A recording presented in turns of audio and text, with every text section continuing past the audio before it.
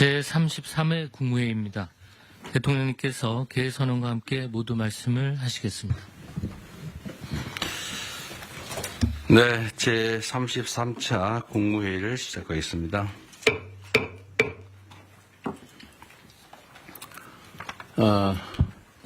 가만있어 보자.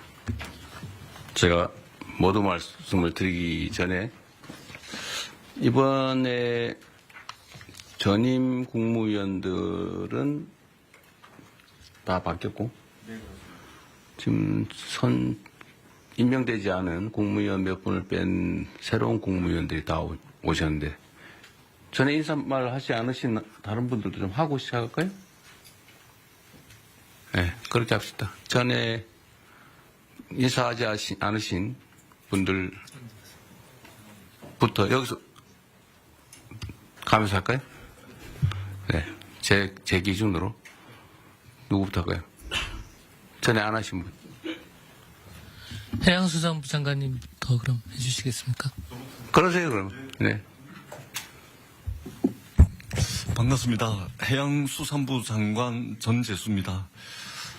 북극항로 시대를 맞이해서 북극항로 시대를 잘 준비하고 선도해서 한반도 남단 불경 지역에 새로운 수도권, 저희들은 앞으로 새로운 수도권, 서울 수도권을 해양 수도권이라고 부르게 될 텐데 새로운 또 하나의 수도권을 만들어서 성장 엔진 하나만 가지고 위태롭게 날고 있는 대한민국의 새로운 성장 엔진을 하나 더 장착해서 대한민국의 지속적이고 안정적인 성장이 가능할 수 있도록 열과 성을 다해서 일하겠습니다.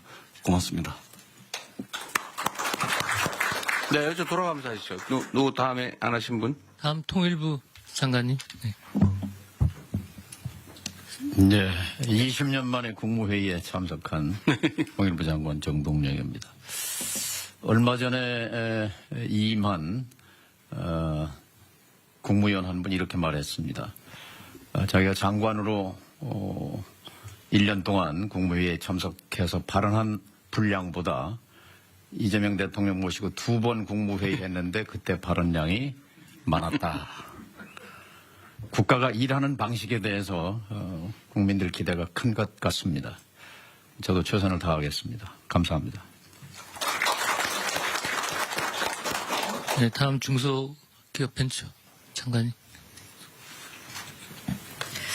네, 안녕하십니까. 중소벤처기업부 장관 임명된 한성수입니다. 중소벤처기업과 소상공인이 생존과 성장의 갈림길에 놓인 이 상황에서 제가 이 소임을 맡게 돼서 무거운 책임감을 느낍니다. 회복과 성장과 행복이란 단어를 마음에 새기겠습니다.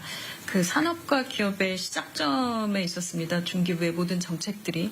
그래서 그런 정책들이 거의 모든 부처와 관계되어 있기 때문에 앞으로 자주 찾아뵙고 말씀 많이 듣고 그리고 협조 요청드리겠습니다. 잘 부탁드립니다. 국방부 장관님. 네, 국방부 장관 낭유백입니다. 먼저 국가와 우리 군을 위해서 일할 기회를 주신 대통령님께 먼저 감사의 말씀을 드립니다. 바라보는 시선이 달라야 도달하는 목적지가 다르다고 생각합니다. 말고비를 확실히 잡고 우리 군의 계획을 이끌어내겠습니다. 12.3 불법 개헌으로 인해서 현재 우리 군은 군심이 흩어져 있습니다. 군심을 바로잡고 국민의 군대로 재건시키는데 모든 역량을 쏟아붓겠습니다. 여기 계신 국민님들께서 많은 협력을 바라겠습니다. 감사합니다. 다 하신 건가요? 네. 네, 우리 장관님은 국방홍보원인가? 국방일보에 장관님 취임사를 편집을 해가지고 주요 핵심 메시지는 빼버렸다 그러던데 기강을 잘 잡으셔야 될 것 같습니다. 네, 심각합니다. 국방부 장관이 한 취임사를 편집을 해서 내란 언급은 싹 빼버렸다더라고요. 네. 그리고 혹시 송 장관님은 전에 말씀하셨던가요? 안 했죠? 여기도 신임입니다, 신임. 네, 한 말씀 하시죠. 새로운 각오로. 예, 대통령님.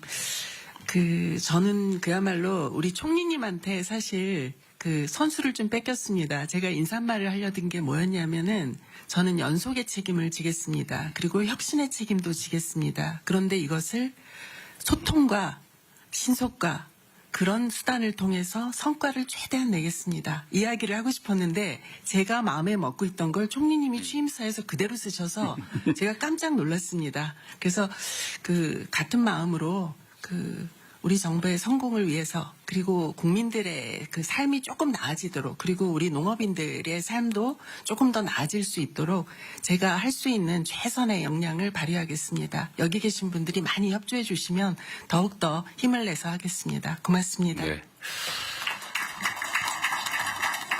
어업인, 축산인, 임업인도 잘 챙겨주시기 바랍니다. 네, 다 같은 마음으로 또 새롭게 잘해주시기 바랍니다. 네, 지금 민생회복 소비 쿠폰이 지급돼서 시중에서 사용되고 있는데 이게 일주일 만에 80% 국민들께서 수령을 하셨다고 합니다. 이게 비교를 해보니까 2020년에 긴급재난지원금을 지급했을 때 같은 기간에 비교했을 때 24%포인트 더 높다고 합니다. 이거는 사실 우리 국민들께서 얼마나 이 소비 쿠폰을 기다려왔나라는 것을 보여주기도 합니다. 혹여라도 지급 대상에서 누락되는 일이 없도록 소외되는 분들이 없도록 잘 챙겨주시길 바랍니다. 지방정부의 역할이 매우 중요하다는 말씀도 드립니다. 그리고 우리가 이 과정에서 하나 좀 되새겨봐야 될 것이 언제나 행정을 하는 데 있어서는 공급자인 우리 또는 공무원들의 행정 편의 이런 위주로 생각하면 안 된다는 것입니다. 이게 모두가 행복하자고 하는 일이 누군가에게 엄청난 좌절감, 소외감, 상실감을 주기도 합니다. 뭐 카드에 금액을 표현한다든지 이렇게 해서 내가 기초생활 수급자구나 라고 하는 게 드러나는 게 얼마나 고통스럽겠습니까? 그럼 배려죠.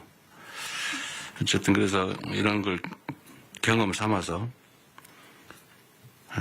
행정은 나라의 주인인 국민을 중심으로 행정 수요자를 중심으로 사고해야 된다. 실행해야 된다는 점을 다시 한번 생각하면 좋겠습니다. 기후변화 때문이겠지만 폭우에 이어서 폭염이 심각합니다. 온열 환자가 지난해에 약 3배인 2,400명을 넘어섰다고 합니다. 폐사 가축수도 지난해 10배, 100만 마리를 넘어섰다고 합니다. 관련 부처에서 이게 국가적 비상사태다라는 각오를 가지고 가용 인력 예산, 역량을 총동원해서 피해를 최소화해 주시기 바랍니다. 취약계층 지원이나 특히 야외에서 일하는 노동자들에 대한 보호, 추가의 농가 피해 예방, 또 물가 안정을 위해서 최선 다해 주시기를 다시 한번 당부드립니다. 그리고 제가 어제 보니까 포스코 ENC라는 회사에서 올해 들어서 5번째 산재 사망사고가 발생했다고 합니다. 5명이 올해 돌아가셨다 그 말입니다. 일하러 갔다가. 이게 있을 수 있는 일입니까? 살자고 돈 벌자고 간 직장이 전쟁터가 된 거 아닙니까? 어떻게 동일한 사업장에서 올해만 5명이 일하다 죽을 수 있습니까?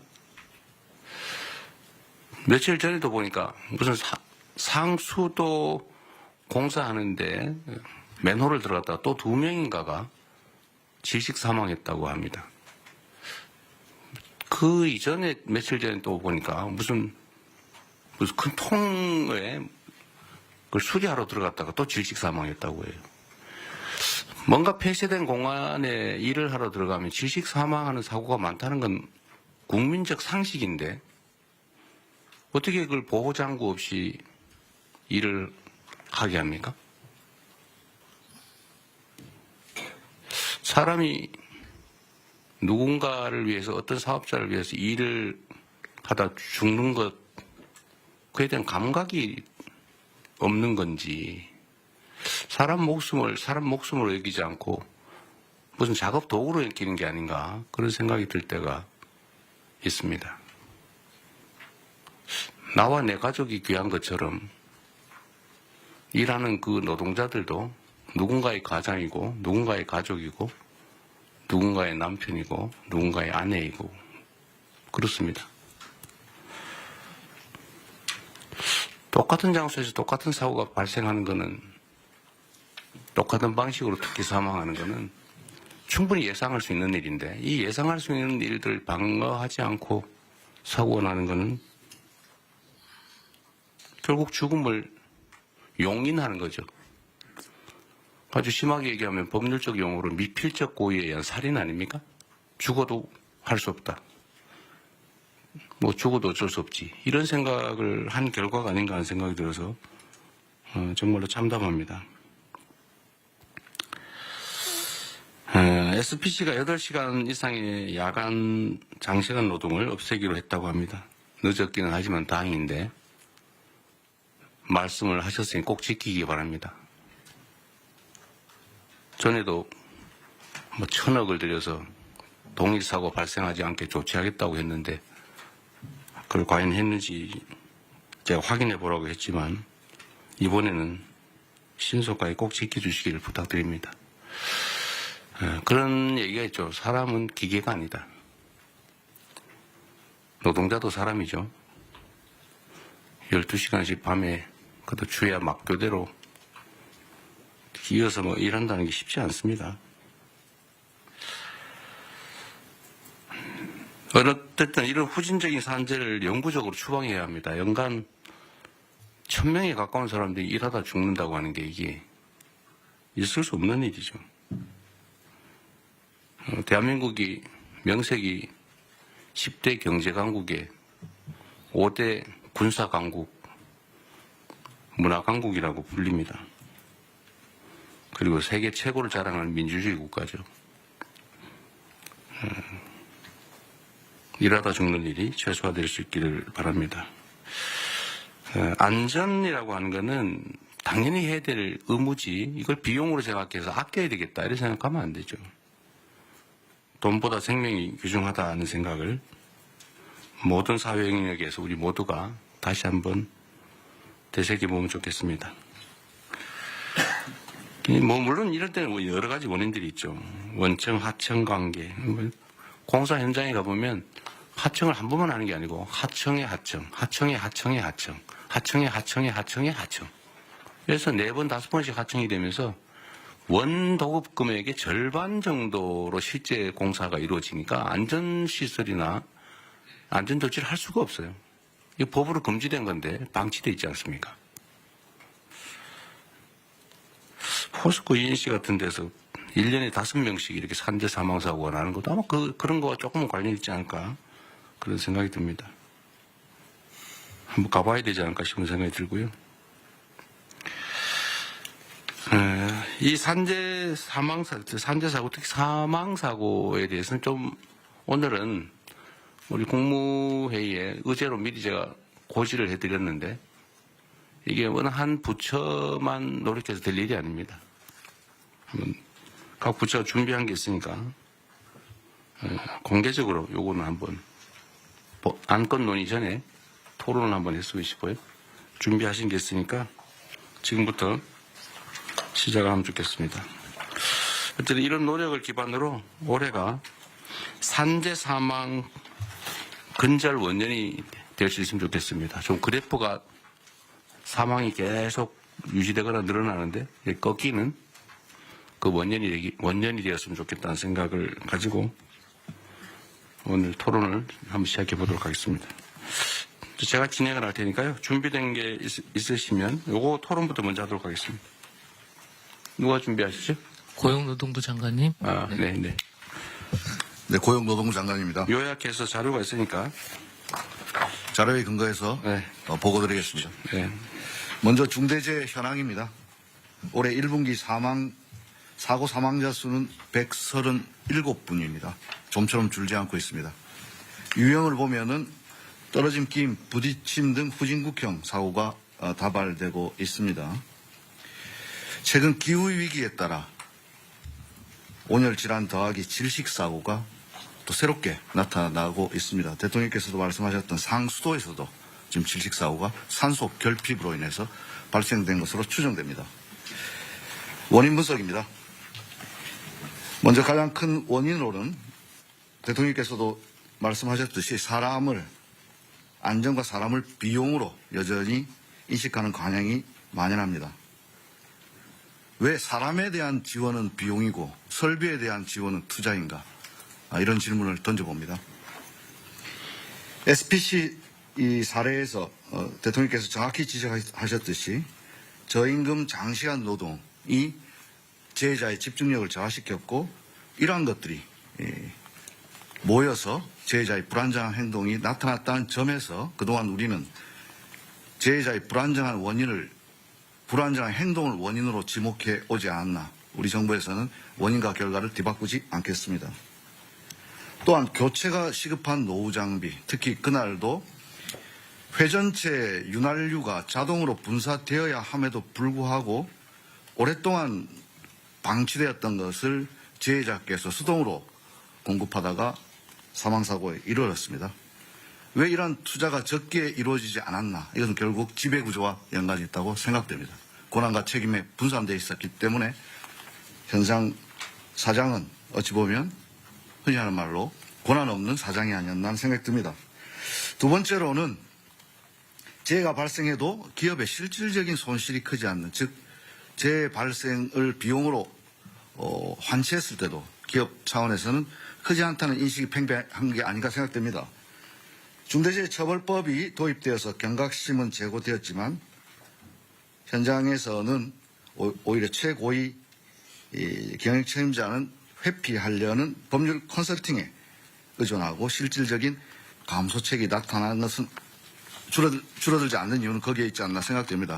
또한 이 중대재해처벌법 수사 판결이 상당 시간 소요되기 때문에 또 손방망이 처벌이라는 것도 있고 또 한편 기업에서는 불확실성이 길어짐으로써 불만도 있는 것도 사실입니다. 일각에서는 중대재해처벌법이 대형 로펌만 좋아졌다는 자주 섞인 이야기도 있습니다. 이런 차원에서 중대재해처벌법의 실효성 강화 방법 필요하다고 생각됩니다. 세 번째로 지시와 개통의 불확실성이 야기하는 기업의 경영 방식입니다. 개통은 단순화되어야 되고 지시는 정확해야 됩니다. 그래야만 안전이 확보되는데 이러한 지배구조의 다단계 구조 속에서 개통은 복잡해졌고 지시의 책임자는 불분명해졌습니다. 이런 문제 근본적으로 발본색원하겠습니다. 마지막 지난 정부에서 대책이나 집행 과정이 전면적으로 재검토가 필요하다고 생각됩니다. 사람의 안전 생명보다는 오히려 경영 여건을 우선시하는 경향이 있었지 않았나 생각됩니다. 향후 대책입니다. 이재명 정부에서는 근본적으로 중대재해에 대한 대책의 정부의 근본적인 패러다임을 전환하고자 합니다. 이를 위해서는 그동안 기업에 대한 책임 의무를 강화하는 것과 함께 실제 당사자인 노동자들이 보호의 객체가 아니라 자신들이 나서서 예방을 하는 주체로 만들기 위한 인식 전환과 제도 개선이 시급합니다. 아무리 정부에서 행정력을 동원해서 지도 감독한다 하더라도 사후적인 처벌로 될 가능성이 높기 때문에 예방하기 위해서는 당의 당사자가 가장 잘 압니다. 이것이 바로 일터 민주주의입니다. K민주주의의 완성은 일터 민주주의에서 확보된다고 생각합니다. 따라서 사고 예방에 가장 최전선에 있는 노동자들이 알 권리, 참여할 권리, 피할 권리를 보장함으로써 사전에 이들이 위험 요소를 알고 그러면 개선할 것들을 노사가 함께 논의할 수 있는 참여의 권리를 보장하고 그럼에도 불구하고 발생되는 불의의 사고에 대해서는 피할 권리를 보장하겠습니다. 다음입니다. 안전을 비용으로 생각하지 않도록 충분한 안전재원이 확보될 수 있는 제도적 장치가 시급합니다. 특히나 건설 현장에서 만연하고 있는 불법 하도급, 무분별한 재하도급 근절을 위한 제도 개선을 관계부처와 협의해야 된다고 생각합니다. 공기 단축을 이유로 사람이 죽어서는 안 됩니다. 표준 도급계약서 개정하겠습니다. 건설업에서 산업안전보건관리비 계상 의무도 원청해 주겠습니다. 제가 지난주 남양주 건설 현장 갔을 때 안전난간 지적했는데 이런 것들이 원청 발주자에서 처음에 포함이 안 돼 있었습니다. 원청으로부터 지급받아서 모두 설치 완료됐다고 보고받았습니다. 다음입니다. 사망사고 발생 시 실질적인 제재가 가능한 방식을 고민하겠습니다. 형사적 처벌과 함께 징벌적 손해배상 등 경제적 제재, 그리고 공공 입찰의 참가를 제한하거나 영업정지 등 병행 검토하고요.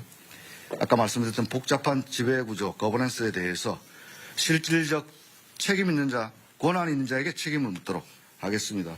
자료에는 나와 있지 않지만 싱가포르 사례, WHS라고 하는 범정부적 싱가포르도 2005년 당시만 하더라도 저희들과 같은 상당히 높은 산업재해 나라였습니다. 하지만 지금 세계적으로 가장 안전한 나라가 되고 있는데요. 거기에서는 이러한 노동자들의 권리 보장과 함께 실질적 책임자에 대한 처벌 더하기 실질적인 제재, 예를 들자면 벌점을 많이 받았을 때는 이주 노동자의 취업을 제한한다든지 이러한 조치들을 통해서 지금 현재 전 세계적인 안전한 나라가 되고 있습니다. 싱가포르 사례 적극 참조해서 제도 개선에 나서겠습니다. 무분별한 위험의 외주화 제한할 수 있도록 원청 책임을 강화하겠습니다. 적격 수급인이라고 하는 선정 기준을 강화해서 적격자가 아닌 자가 수급받을 수 없도록 하겠습니다. 특히 공공부문부터 위험작업 재하도급을 금지하고 불가피하게 할 때는 반드시 승인을 실시하도록 신설을 하겠습니다. 마지막으로 대통령께서 지시하신 산업안전감독관 증언 지방자치단체와 협업을 잘 진행하되 단순한 숫자 증가만 그치지 않고 이들에게 실질적 권한과 함께 책임을 뒤에 병기시킴으로써 실질적인 산업안전 지도가 될 수 있도록 하겠습니다. 예컨대 근로감독관들이 지금 많이 있지만 집단적 노사관계 업무까지 하고 있습니다. 노동조합 동향보고 이런 불필요한 업무 확 줄이고 여기에 집중할 수 있도록 일하는 방식도 바꾸겠습니다. 대통령께서 SPC에서 특공대가 되어야 된다고 지시하셨는데 특공대 만들어서 예를 들어서 실무 경력을 가진 퇴직자와 신규자를 2인 1조로 해서 이른바 노동안전 투캅스 만들어서 계속 페트롤카를 돌리고 불시에 점검할 수 있도록 하겠습니다. 이상과 같이 대책을 보고 드리고 관계 부처와의 내용은 자료 참조해 주시면 되겠습니다. 이상입니다. 네, 요즘 노동자 출신이 노동부 장관이 되셨으니 옆에 중소기업부 장관은 중소기업을 잘 챙기시고 네. 산업부 장관은 기업들을 잘 챙기시고 자 그런 방향으로 갑시다. 그래서 가는데 일단은 각 부처가 준비한 거 얘기하기 전에 꼭 준비 안 했던 부처라도 말씀을 하셔도 됩니다. 자중간에 이게 옛날에 제가 어릴 때 올리버 트위스트라는 소설책을 본 일이 있는데 그 어릴 때 몰랐는데 나이가 들어서 알고 보니까 그게 소년 노동의 잔혹함을 풍자한 책이었어요. 그 노동법이 생겨난 이유가 이러다가 노동자들이 다 전멸을 해가지고 일시킬 사람이 없어지니까 우리 밤에는 여성들 아이들은 노동시키지 말자. 또는 뭐 13살 이하는 쓰지 말자. 키우자. 그렇게 해서 노동법이 생겨났다고 하잖아요. 예, 공장법의 시초입니다. 네. 하여튼 그 노동법들이 현장에서는 잘 안 지켜지는데 특히 산업안전에 관한 기준들을 다 법에 정해져 놨잖아요. 그죠? 네. 추락 방지 시설이니 뭐니 뭐 온갖 뭐 예를 들면 폐쇄 공간에 들어갈 때는 뭐 호흡 다 해야 된다 뭐 온갖 게 다 있는데 그거 다 안 지켜서 나는 사고들이죠. 다. 거의 대부분이. 거의 대부분이 그렇습니다. 그 안 지킨 이유는 돈 드니까. 네, 비용입니다. 비용 드니까. 네. 원청에서 안 주니까. 근데 이게 아주 단순한데 그 비용을 아끼는 게 이익이니까 계속 아끼겠죠. 근데 만약에 이걸 아꼈는데 보험 원리상 비용이 나중에 지출해야 된 대가가 이것보다 훨씬 더 크더라. 라고 하면 절대 이러지 않을 거예요. 그죠? 그렇습니다. 그건 뭐냐면 결국은 제재나 대가가 너무 약한 거죠. 그러니까 차라리 사람이 죽는 위험을 감수하는 게 이익인 사회인 거죠. 그래서 이게 핵심적인 원인 같으니까 아까 말씀하신 것처럼 근로감독관 300명 빨리 구성하라는데 몇 명 했어요? 지금 300명 이미 구성되어 있습니다. 구성됐어요? 네, 150 산업안전공단 단속은 나가고 있어요? 매주 나갑니다. 매주? 매일 나가야지 왜 매주 나갑니까? 아, 저는 매주 나갑니다. 아, 본인은 매주 나가시고요. 어쨌든 불시 단속은 계속 하고 있는 거죠? 그렇습니다. 언제 저도 한번 같이 가면 좋겠어요. 고맙습니다. 네. 어쨌든 사람 목숨을 지키는 특공대다 이렇게 생각하고 네. 정말로 철저하게 단속해야 됩니다. 직을 걸겠습니다. 네, 진짜로. 이번에 이거 해가 상당 기간 지나도 산재가 안 줄어들면 진짜 직을 거십시오. 그렇게 하겠습니다. 보호의 객체에서 예방 주체로 이거 아주 재밌는 아이디어 같습니다. 그러려면 사실은 노동자들의 단결된 역량이 되게 중요한데 그죠? 네. 노동조합도 조직 방해나 이런 것들은 요새 별로 없는 것 같긴 하던데. 하여튼 아직까지는 그런 거. 노동자들이 혼자 이런 문제를 해결하기 어렵기 때문에 같은 입장에 있는 노동자들끼리 연합할 수 있게 단결할 수 있게 하는 게 중요한 과제인 것 같습니다. 노동자들의 조직률은 좀 올라가고 있나요? 지금 현재 12% 어간에서 정체되어 있는. 한 10년 만에 1% 올랐군요. 네, 그렇습니다. 그래서 오른 게 어디인가 싶긴 하네요. 이게 제일 핵심은 그거 같습니다. 실질적 제재. 그러니까 이게 안전조치를 안 하고 사고가 나면은 안전조치를 안 함으로써 생기는 이익 비용 절감보다 훨씬 더 큰 지출이 있다. 네. 라는 걸 확실하게 제도화하면 네. 사고 안 나게 미리 열심히 하겠죠. 네, 그래서 결국 그게 문명 국가일 것 같아요. 맞습니다. 이 중대재해처벌법 말씀 잠깐 드리면 중대재해처벌법에 우리가 처음에 아이디어를 얻었던 것이 영국에 제정됐던 기업살인법이라서 법인에 대한 제재를 그러긴 한데 이게 저는 재계에서 중대재해처벌법 이거 자꾸 문제 제기하던데요. 네. 사실은 저는 이게 그렇게 실효적인가 하는 의문이 있긴 해요. 네네. 대부분 집행유예 정도로 끝나는 데다가 그 실질적 경영주, 그러니까 이런 안전조치를 하지 않음으로써 이익을 얻는 주체하고 실제 처벌받는 주체가 많이 괴리돼 있죠. 네, 그렇습니다. 예를 들면 실제 이익은 예를 들면 회장이 보는데 그렇습니다. 최대로 해야 사장이 책임지는. 네네. 사장은 실제로 고용인데. 네. 그러니까 별로 효과가 없는 거죠. 그래서 실효성 제고 방안을 검토하겠습니다. 근데 이게 저는 형사처벌은 별로 좋은 아주 결정적인 수단은 못 되는 것 같고 맞습니다. 지출이 늘어나게 만들어야 될 것 같아요. 네. 제재도. 네. 그러니까 아까 말씀하신 징벌배상. 네. 그러니까 똑같은 상습적, 반복적 사망사고가 발생한다. 네. 뭐 한 번 우연히 발생한 거라면 모르겠는데 똑같은 현장에서 똑같은 원인으로 똑같은 시기에 똑같은 방식으로 이거는 사실은 거의 고의에 가까운데 이런 경우는 징벌배상을 도입을 하는 것도 한번 고려해 볼 필요는 있죠. 검토하고 있습니다. 아, 그래요? 네. 여기 자료에 있는데 갑자기 말씀하셔가지고 여기 보면은- 지금 바로 생각했나? 아니요. 여기 보면은. 뒤에 있어요? 네. 알겠습니다. 예. 그런 거라든지 과징금이라든지 고액의 과징금 사실 경제적 제재를 가해야 실제 예방을 하기 위해 나서지 않을까. 이익과 손실, 자본주의사는 게 중요하잖아요. 네. 계산이 중요하니까 그것도 한번 고려해야 될 것 같고요.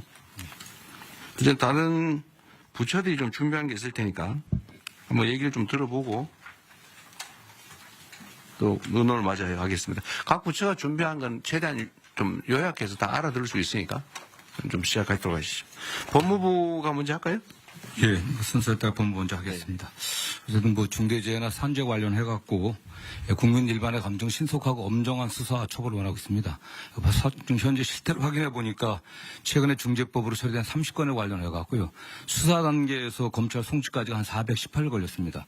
검찰에서 기소까지가 200일이 걸렸습니다. 600일이 넘어가기 때문에 국민 일반들 정서와는 상당한 거리가 있는 것 같습니다. 원인은 뭐 아시는 것처럼 기업의 보건안전 시스템 전반을 좀 살펴야 되고 실질적인 지배구조가 어떻게 되어 있는지 이런 것 때문에 뭐 다량의 압수이라든가 사건 관계가 굉장히 많아서 굉장히 지연되는 측면도 있고요. 그다음에 법 시행 초기라 여전히 법원의 판례라든가 수사의 어떤 기법에서 좀 미진한 부분이 있는 것 같습니다. 그래서 저희 법무부에서는 대검에서 전담검사 지정해갖고 초기부터 노동부라든가 관련 유관 기관들이 협의해갖고 쟁점과 수사 방향을 다 정리해갖고 좀 더 신속하게 수사할 수 있게 좀 지도하고 있습니다. 그리고 대검 전담부서에서 직접 수사도 지원하고요. 근로감독관 대상으로 중재법 처리 및 수사 노하우 교육도 좀 시키고 있습니다. 그래갖고 최종적으로는 법원의 그 엄중한 처벌이 필요한데 법무부에서는 중재법 그 구형 기준을 마련해갖고 엄정하게 시행되고 있는데 법원에 지금 양형 기준이 없습니다. 그래서 법원에 양형위원회에다가 양형 기준을 좀 저희들이 강력하게 요청하고 있습니다. 최근 같은 경우는 최근 그 아리셀 화재 사건 같은 경우는 대표자에게 20년 구형했습니다. 그래갖고 저희들이 관련자들이 하여튼 책임에 상응한 또 처벌을 좀 받을 수 있도록 최선을 다하겠습니다. 아리셀 20년 구형하셨는데 그 아리셀의 사망자가 몇 명이죠? 지금 23명으로 23명 이상 있습니다. 그 지금 기준에 의하면은 지금 사망자 1인당 징역 2년 6월에서 4년 정도로 설정되어 있는데요. 또 이게 뭐 경합범 가중 이렇게 돼갖고 상한 전체 그 교통사고 처리보다 별로 세지 않네요. 네 그렇습니다. 네. 아까 전담부서 말씀하셨는데 전담 검사 얘기 하신 거 부서는 아니고. 네. 근데 이게 예를 들면 뭐 저 광양에서 사고 나고 저기 뭐 포천에서 사고 나고 뭐 이러면 전담이 별로 의미가 없는 것 같은데. 그래서 그 일선총에 지금 저희가 수사 지휘를 대검에서 하고 있습니다. 네. 전담 지휘자를 둔 거군요. 네, 그렇습니다. 전담팀을 두는 걸 한번 검토해 보시면 어떻습니까? 이게 사람이 일하다 죽는 사건이라고 하는 게 그런 단순한 게 아닌데 교통사고 뭐 이런 거하고 좀 다르잖아요. 예, 예. 일하다 죽는 그것도 명백하게 사실 과실이 대부분 명백한 과실 아닙니까? 어디 내보니까 천정 철거하는데 이거 비계를 천정까지 설치를 해야 되는데 거기 안 하고 나도 천정 위에서 천정을 철거하다 떨어졌더라고요. 당연히 떨어질 위험성이 높잖아, 그죠? 네. 전담 이따 행안부 어떨지 모르겠는데 행안부. 네. 혹시 발표 있나요? 발표를 갖고 있다. 아따 말씀하시. 이거 하루에도 10명씩 지금 사망하는 거 아닙니까? 그렇죠. 네. 이거 전담팀을 하나 두는 거 어떨까요? 아니면 지휘팀이라도 지금 수사는 원칙적으로는 경찰이 하는 거잖아요, 그죠? 예, 예. 검찰은 이제 송치된 사건에 대한 처리인데, 물론 그전 요즘 지휘도 안 하죠. 지휘도 안 되고요. 다만 구속영장이나 뭐 압수 강제 수사. 방향이라든가 차후 그 공소제기를 위해서. 경찰은 인력이 좀 있는 편이니까. 네, 그렇습니다. 이따가 그 얘기 한번 해봐 주세요. 네. 이거 산재 사망 사고는 아예 전담 팀을 부서를 하나 두든지 해가지고 네, 네. 일률적으로 좀 모아서 하는 거. 이것도 사실 노하우가 필요하잖아요. 네, 산업안전법. 1차적으로 경찰이 그 수사를 해야. 그렇죠. 이것도 약간 전문성이 필요한데 아까 이 발표에도 있던데 그죠? 네, 그렇습니다. 이게 지금 수사 노하우가 필요하다. 이거는 산업안전법 숙지를 해야 되는데 예, 예. 뭐 이 경찰이 했다, 저 경찰이 했다가 뭐 이 검사가 했다, 저 검사가 했다 하면 그 공부하느라고 시간이 많이 걸릴 것 같은데 아예 전담 전문 역량을 가진 사람 팀을 짜가지고 네. 아예 교육을 좀 시킨 다음에 팀 네. 그걸 연구 한번 해보시죠. 예, 팀을 그렇게 하겠습니다. 그다음에 법원의 양형 기준 요청을 하는 거는 이거 뭐 우리가 뭐 직접 얘기하기는 좀 어려운데 법무부가 좀 법무부에서 협의를 한번 하시죠. 예, 그렇습니다. 네, 다음 산업부. 예, 산업부 보고 드리겠습니다. 산재 사망자 수의 제조업 분야에서가 30% 정도를 차지합니다.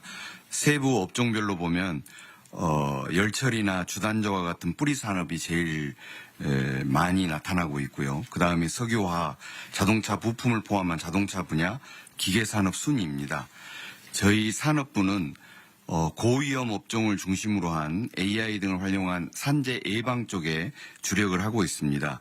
첫 번째, 산업 AI 기반 제조 안전 시스템 개발을 올해부터 29년까지 해서 고위험 업종 포함 10개 업종에 대한 안전 시스템을 개발을 하고 있습니다.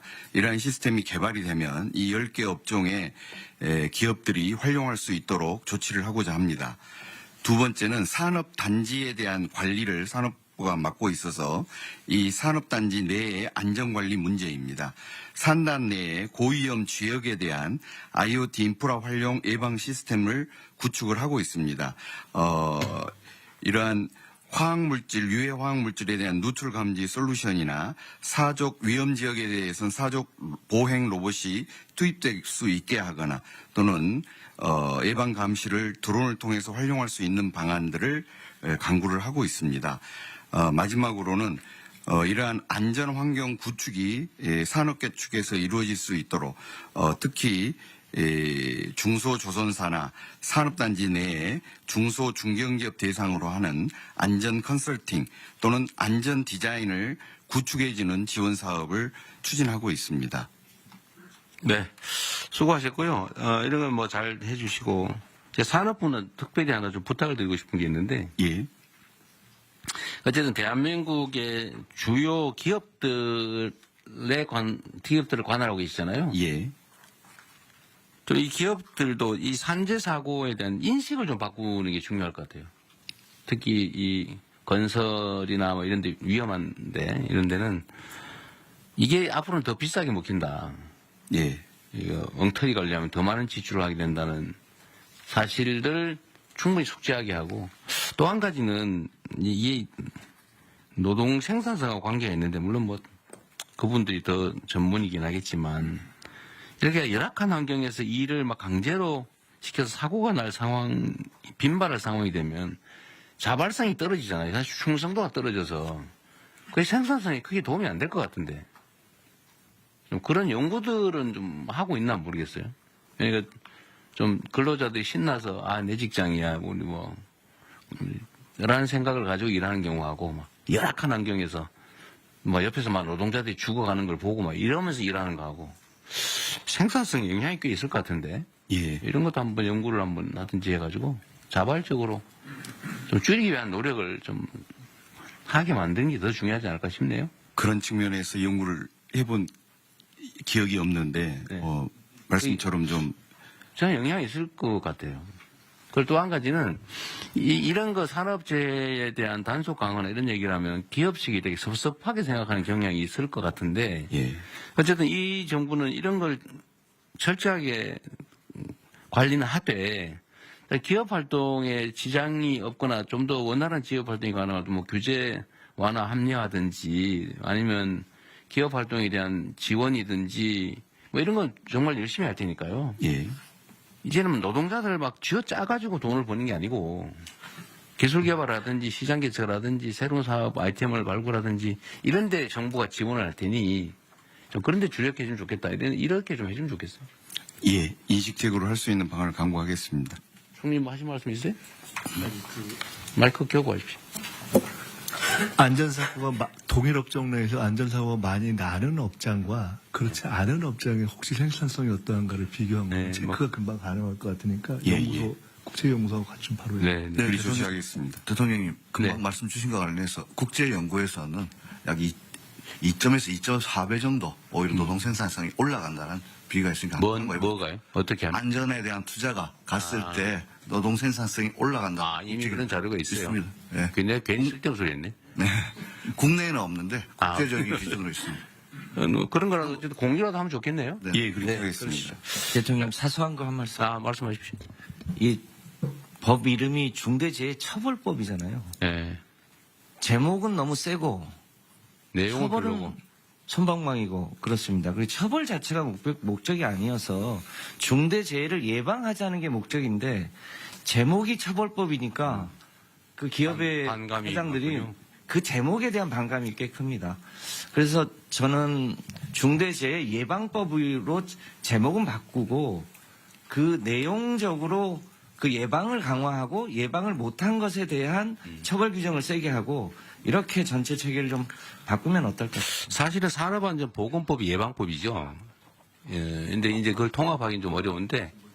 네, 대통령님 제가 좀 말씀드리면 말씀하신 것과 같이 네. 우리 부 소관은 산업안전보건법이고 중대재해처벌법은 형법이라서 그 법무부 소관입니다. 아, 물론 그렇죠. 네, 근데 그러다 보니까 명칭이 좀 그런 것입니다. 취지는 사실은 맞는 지적인 것 같아요. 이게 중대재해처벌법, 처벌, 사실 매우 네거티브한데, 예방으로 하고 예방에 일정한 성과를 내면은 인센티브를 준다든지 사실 이런 방식으로 하는 게 훨씬 더 문명적이긴 한 것 같네요. 그건 노동부에서 한번 연구를 한번 해보십시오. 예, 그렇게 이게 하겠습니다. 실제로는 억압해가지고 효과가 크지 않거든요. 네. 예. 다음 국토부 하시죠. 국토부가 이게 관련 분야가 많아가지고. 네. 네. 저희가 드린 자료는 국토부의 일반적인 내용이고 사실은 저희가 논의하고 있는 법률과 관련해서 이 자료를 못 올렸습니다. 저기 통영께서 네네. 참고용 자료로 네. 잠깐 알겠습니다. 네. 저희 그 보고 자료를 보시면 이제 건설 분야나 도로 분야, 철도, 항공, 교통, 물류 분야에 대한 일반적인 사고와 국토부의 이제 나름대로 대처 방안을 이제 설명드린 내용인데 저희가 사실 그 앞서 말씀드린 논의의 핵심 부분을 강화하기 위해서 그 현재 법령적인 작업을 국회하고 같이 좀 협의해서 준비하고 있습니다. 그 자료를 지금 여기 실질 못해서 제가 구두로 대통령께 드린 자료의 핵심을 말씀드리면 이제 건설안전특별법이 지금 지난 21대 김교웅 의원하고 22대 이번에 그 문진석 의원이 발의를 해서 지금 진행 중인 법안인데요. 이게 핵심이 이제 건설산업 구조를 보게 되면 발주청이 이제 원청이 이제 말씀하신 대로 시공사를 이제 중심으로 해서 도급 비용이 그동안 이제 가산이 됐습니다. 그러다 보니까 이게 설계하고 감리에 대한 책임이 굉장히 약했습니다. 그래서 건설안전특별법의 1차 부분은 이제 그 발주청인 원청에 대한 이제 책임, 그 처벌 부분과 관련해서 이 시공에 대한 이제 공사비 책정에 이제 공기 적정성을 원래 보장을 하지만 설계 쪽하고 감리 쪽에도 그와 관련된 이제 적정성을 보장을 하는 것을 하고 그리고 이제 더 중요한 건 이제 이런 이제 앞서 말했던 그 실제로 사람을 처벌하는 부분에 대한 부분들이 건설회사 같은 경우는 대리로 예를 들어 처벌받는 경우라든지 여러 가지 문제가 있어서 실효성의 문제가 있어서 네. 비용적인 거로 이제 저희가 생각하고 있는 거는 법안에 나오지만 매출액 대비 지금 3% 정도의 이제 그 과징금을 이제 일종의 하는 방안을 생각하고 있습니다. 그래서 이게 그렇게 될 경우 지금 이제 보통은 영업이익 대비 한 3에서 4% 수준인데 매출액 대비 3%가 나오고 지금 건설업계에서 굉장히 거기 반발하는 경향이 있지만 만약에 실효성은 굉장히 강하게 작동할 수 있다고 저희는 보고 있고요. 그리고 이게 특히 이제 발주청 이후에 그 원청인 시공사도 안전 규정에 대한 강화를 해서 앞서 말했던 안전과 관련된 펜스라든지 이런 거를 설치를 하지 않아서 하도급이 이제 회사가 두 번째, 세 번째 하도급이 사고 나더라도 그 부분에 대해서 이제 시공사에 대한 책임을 묻는 식으로 법적인 거를 전부 다 처리를 하려고 하고 있습니다. 근데 이렇게 했을 때 제일 이제 문제가 될 수 있는 건 이제 발주청의 비용 부담 문제가 발주청이라면 저희 공공 분야 이렇게도 대표되겠는데 공공이 예를 들어서 이 비용을 확보하는 게 저희 국가재정법에 따라서 기재부하고 또 협의해서 확보되는 그런 측면이 있어서 사실은 공공 분야에서 어떤 발주에서 예산 부분에 대한 일정 조정이 또 있어야 되고 나머지 이제 민간에서도 그에 대한 이제 그 인식이나 의식이 이제 마지막 사업까지도 다 책임진다는 그런 거로 전환돼야 되지 않을까. 그 장점은 가장 큰 부분은 우리나라 건설 산업의 후진성에서 전환될 수 있는 계기가 된다고 보고 있습니다. 즉 무슨 말이냐면 이게 산업이 이제 안전을 강조하지만 선진화가 될 수 있는 부분이 우리나라 건설 산업 최대 약점이 이제 그 감리나 설계 부분이 이제 창의적이거나 아니면 안전성을 답보해내지 못하는 부분인데 이 부분을 제 생각으로는 만약에 이런 안전 규정을 하면 부수적 효과로 건설 산업 있어서 설계나 감리 쪽에 강화 효과가 나타나면 그쪽이 네. 제대로 임금을 받게 된다고 보고 있습니다. 네. 네, 어쨌든 이런 새로운 안도 좋고, 그러니까 건설 안전에 관한 법을 새롭게 만들어서 제재와 책임을 강화하자 그 말이잖아요. 네네. 네. 그것도 중요하고 여기 준비된 내용을 보면 여하튼 건설 분야의 추락 사고가 지금 제일 많지 않습니까? 근데 건설 현장의 추락 사고는 산업안전보건법이 정한 기준에 의한 안전시설이나 조치를 안 해서 거의 대부분 발생하죠. 그렇습니다. 네. 그러니까 이거를 사전에 사고 난 다음에 처벌도 중요한데 그걸 안 지키는 평소에 미준수 행위에 대해서 제재를 세게 해가지고 필요한 안전조치를 당연히 해야. 이게 생산성 향상에 2.6배 도움이 된다고요? 2.4배 뭐 하여튼 유럽 보고는 그렇습니다. 어쨌든 그 추락사고 예방 대책을 철저하게 준수하는 거하고 지하 안전 강화 이것도 있네요. 국토부 네. 활동이 많아요. 네, 예. 제가 그 부분 또 그러면 짧게 보고. 아니, 됐습니다. 네, 네. 자, 지하 안전 강화도 해야 되는데 이것도 역시 지하에 관해서 상세한 규정들을 이미 만들어 놨는데 하여튼 안 지켜서 생기는 경우가 많죠. 대부분 다 그렇습니다. 대부분 다 그렇죠. 건설 현장도 그렇고 지금 뭐 우리 차관님이 준비하신 것도 있고 폭염 때 지금 사고도 사망도 꽤 많죠. 이 폭염에 대한 안전 조치도 다 규정이 있죠. 몇 분 동안 더 쉬어라, 몇 도 이상 되면은 일하지 말아라. 네, 요번에 33도 이상 되면은 2시간 내에 20분씩. 네, 근데 다 그거 안 지켜서 대부분 다 그러죠. 네. 철도 사고, 항공 분야는 흔하진 않지만 어쨌든 이것도 되게 시설이나 아니면 뭐 과실 이런 경우가 많죠. 건축 분야, 교통 분야들, 물류. 어쨌든 국토부는 관할 영역이 상당히 많은 것 같고요. 거기에 관련 규정을 잘 지키는 게 중요할 것 같습니다. 자, 다음에 금융위, 이거는 재밌는 안이 꽤 있어요. 금융위 한번 얘기해 보시죠. 예, 금융위 보도드리겠습니다. 그 중대재해를 예방하는 데 있어서 경제적 불이익을 높이는 것이 중요하고 금융 쪽에서는 결국 시장의 힘에 의해서 그 불이익을 높여나가는 방향으로 저희들이 대책을 추진을 하려고 하고 있습니다. 투자 같은 경우에는 지금 상장기업에 대해서 ESG 평가원에서 ESG 평가를 합니다. 중대재해 같은 경우는 S에 해당되는 항목이 있고 실제로 이제 중대한 사고가 나면은 거기서 감점이 이루어지고 그럼 전체적으로 평가 등급이 떨어짐에 따라서 기관 투자자들이 그걸 참고해서 투자에 반영하는 시스템입니다. 그래서 이 부분을 조금 더 명확히 하거나 강화하는 방향으로 해서 투자 부분에서 이런 부분들이 불이익으로 느껴질 수 있도록 하는 조치들을 강구를 하겠습니다. 두 번째는 대출입니다. 현재 대출도 각 그 은행의 내규상 여신 업무 기준에서 보면 사회 책임 경영 항목에서 기업의 평판 요소를 고려해서 평가하도록 되어 있습니다. 그래서 실제로 이런 일들이 일어나고 그것이 사회적으로 이슈가 되는 경우에는 대출 제한하는 것까지도 내규에 하고 있습니다. 할 수 있도록 되어 있습니다. 실제로 케이스를 한번 보고 이게 어떻게 작동되고 있는지를 한번 전반적으로 점검을 하고 특히 중대재해 부분에 있어가지고는 이런 비재무 모형 평가할 때 조금 더 강화하는 방법들을 강구를 하겠습니다. 그리고 마지막으로는 잘하는 기업, 그러니까 안전 투자를 좀 더 하겠다고 하는 기업들에 대해서는 정책금융기관들이 조금 더 낮은 금리 또는 낮은 보증료를 지금 제공을 하고 있습니다. 이 부분도 재원의 문제는 있을 수 있겠습니다만 조금 더 강화하는 방향을 강구하도록 하겠습니다. 이상 보고를 마칩니다. 네, 이 금융위 제안이 아주 재미있는 것 같아요. 실제로는 투자 기준이 되는 여러 가지 항목 중에 지금 요즘 ESG 평가 결과가 되게 영향을 크게 미치잖아요, 그죠? 대형 펀드나 이런 데는 이걸 되게 중시하는 경향이 있는데, 그렇습니다. 이 글로벌 펀드들은 그런 것 같은데, 이 평가에 이걸 반영을 좀 세게 하자 그 말이죠. 예, 조금 더 요 중대재해 부분이 조금 더 강화될 수 있는 방향으로. 네. 그 사고를 말을 들면 뭐 뻔한 산재 사망 사고가 막 반복적으로 상습적으로 발생한다. 그러면 아예 그냥 그걸 여러 차례 공시를 해가지고 예. 투자를 안 하게 되면 주가가 폭락하게.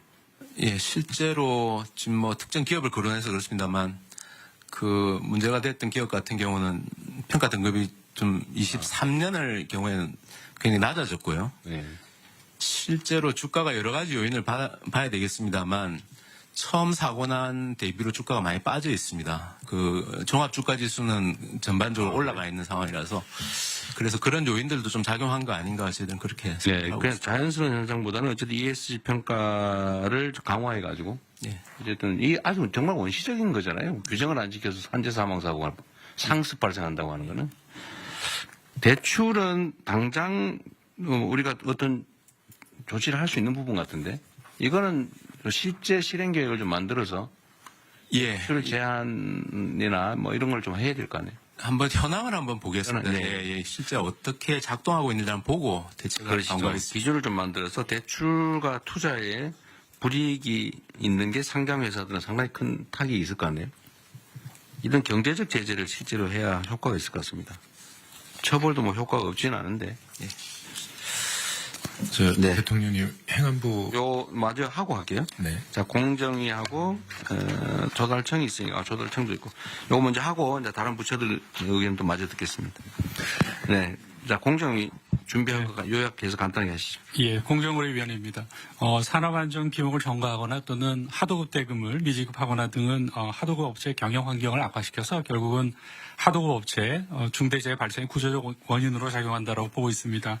산업재해를 예방하기 위해서는 원청이 안전관리의 주체라는 인식이 확고해야 되고 그 책임을 하청업체에게 전가해서는 안 됩니다. 그래서 공정위는 그동안 원사업자가 부담해야 될 산업재해 예방 비용을 수급사업자에게 전가시키는 그런 부당 특약을 금지해 왔고요. 이걸 위반하면은 시정조치 과징금 벌금이 부과됩니다. 그리고 그 부당 특약이 사법상 효력도 없다라는 그런 법률 개정안을 지난 4월에 통과시켰습니다. 그래서 10월부터 시행될 예정입니다. 또한 원청이 안전관리 책임을 명시한 표준 하도급 계약서를 마련해서 적극 홍보 확산해 왔습니다. 건설의 경우에는 대부분의 사업자가 표준 하도급 계약서를 사용 중입니다. 그리고 안전관리 책임이 부당하게 전가되는 사례가 있는지 지속적으로 점검해 왔습니다. 그러나 최근에 사고가 빈발하고 있고 그래서 원청이 이런 비용을 전가하고 있는지에 대한 점검 필요성이 더욱 커졌습니다. 그래서 공정위는 그런 재해가 자주 발생하는 건설업종을 중심으로 원청이 안전관리 비용을 하청에 전가하는 행위를 집중 조사하고 있습니다. 7월부터 9월까지 집중 조사하고 있는 상황입니다. 법 위반 사항이 확인되면 엄정하게 제재하겠습니다. 또한 하도급 대금이 안정적으로 지급될 수 있도록 하도급 대금 지급 보증 확대 등 종합적인 제도 개선 방안을 마련할 계획입니다. 관련해서 산업재해를 줄일 수 있는 다양한 방안을 마련해서 국민의 생명과 안정을 지키는데 최선을 다하겠습니다. 이상 보고를 마치겠습니다. 이게 어느 부처가 관련하는지를 잘 모르겠는데, 수차, 예를 들면, 하도급 여러 차례 하는 거 있잖아요. 그 원래 법에 내가 보면 한 차례밖에 안 되는 걸로 알고 있는데. 건설업은 한 번밖에 안 됩니다. 근데 실제로 한 서너 번 하잖아요. 그죠? 네, 그렇습니다. 근데 이거에 대한 제재가 좀 부실해서 그런지, 법으로 금지를 해도 없어지질 않아요. 아주 고질적인 문제입니다. 그리고 그 때문에 임금체불 발생하고. 똑같은 구조입니다. 임금체불과 산재는. 이거는 공정위에서 좀 단속을 이런 거 공정위 단속 사안인가요? 그건 아니죠.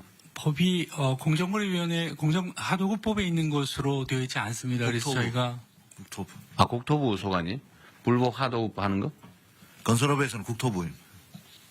국토부. 예. 불법 하도급 현장 관련은 저희가 관리하고 있는 걸로 알고 있습니다. 그래? 하여튼 이거, 우리가 법으로 정했으면 지키고, 못 지킬 것 같으면 그 법을 없애야지. 네. 애매모호하게 어영부영 지키는 사람은 손해, 안 지키는 사람은 이익. 이게 이 비정상 사회의 대표 케이스 아닙니까? 법을 잘 지키면 손해보고, 안 지키면 이익 보고, 지키기 어렵거나, 그러면 차라리 법을 없애야지. 만들어 놓고 안 지키는 건 진짜 문제거든요. 네. 어쨌든 요거는 노동부가 국토부하고 협조를 하든지 국토부한테 가서 빌든지 아니면 뭐 술을 사드리든지 뭔 술을 써서라도 하여튼 강력하게 단속하게 하십시오. 그렇게 하겠습니다. 네, 어쨌든 노동부가 주무 부처니까. 알겠습니다. 네. 하여튼 이 건설 하도급 문제는 이제 따로 한번 얘기를 한번 해야 돼요. 정말 고질적이죠. 고질적이죠. 네, 이건 산업재해하고 나중에 보호드릴 그 체불임금하고도 같은 구조입니다. 톡하면 체급을 발생하는 게 하도급 때문에, 순차 하도급 때문에. 그렇습니다. 네, 그 공정거래위도 어쨌든 이런 구조적인 문제, 특약의 문제, 약관 문제 이런 거는 하되 공정위가 좀 더 할 수 있는 게 있을지 아무튼 네, 좀 살펴보겠습니다. 네. 네. 자, 마지막으로 조달청. 네. 예, 조달청 관련한 기재부 1차관입니다. 좀 보고 드리겠습니다. 먼저 현재 국가계약법령상에서는 이제 행안부는 지방, 중앙정부는 기재부가 갖고 있는 법률이 있습니다. 그 법에서 아까 전에 노동부 장관께서 제안해 주신 입찰 참가자 자격 제한이 사실상 경제적으로 굉장히 아픈 제재가 될 거라고 생각합니다. 현재 이 입찰 자격 제한에는 중대재해처벌법이 없고 산업안전보건법 위반만 들어가 있습니다. 그래서 이번에 중대재해처벌법 위반 사유도 추가로 할 계획입니다. 그렇게 되면 이제 법률을 개정을 하고 조치를 해야 될 사항입니다. 그래서 구체적인 내용은 고용부랑 협의해서 법 개정을 추진하도록 하겠습니다. 그리고 조달청 안에서 관리하는 것으로서는 낙찰할 때 신인도 평가에 감점을 부여하는 체계가 있습니다. 여기에도 물론 이제 중대재해법 규정이 없기 때문에 그것도 추가해서 감점을 확대하는 방안을 검토하겠습니다. 네, 아주 좋은 생각이네요. 요 현행 법령의 중대재해처벌법 위반 사유를 입찰 제한 사유로 추가하겠다는데 이렇게 하면 안 될 것 같고요. 예. 중대재해 발생 자체를 사유로 해야지 처벌법 위반으로 하면 이게 몇 년 간대잖아요. 예, 이 법률 위반이 확정되기는 너무 오래 걸리니까 표현의 오류인지는 혹시 모르겠는데 중대재해 사망 사고가 발생하면 제한하는 거죠. 예, 제 말씀은 그렇게 되는데 실제 현재 계약부에도 보면 산업안전보건법에 따른 규정을 위반하여 뭐뭐 등에 따른 사망 위해를 가한 자를 제한하게 돼 있어요? 예, 돼 있습니다. 다만 이 경우에 말씀하신 것처럼 이 산업안전보건법 위반인지 결국 중대재해법을 넣더라도 중처법 위반인지를 누군가는 확정을 해야 되는데 그 확정 기간이 현재 노동부로 알고 있습니다.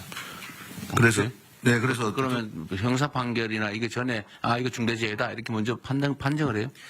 법의 정의에 중대재해라 함은 그러니까 네, 1인 이상 사망. 그거를 누군가가 이거 중대재해다 이렇게 해줘야 된다. 고용노동부가 이거는 중대재해가 발생했다 이렇게 규정합니다. 아 그래요? 네. 그 수사 전에 처벌 여부는 이제 법원 수사나 기소 단계에서 되는 거고. 네. 그러면 노동부에서 이거 중대재해다라고 일종의 하면 그 네. 기업은 여기서 제한이 됩니다. 작업장에 사람이 사망하면 일단 빨리빨리 해줘야 될 거 아니에요? 그렇습니다. 바로바로 하는 시스템은 있어요? 네, 중대재해 발생되면 중대재해는 바로 직보되고. 근데 제재 정도가 낙찰자 입찰 제한의 현재 제재 정도와 앞으로 계획은 어느 정도예요?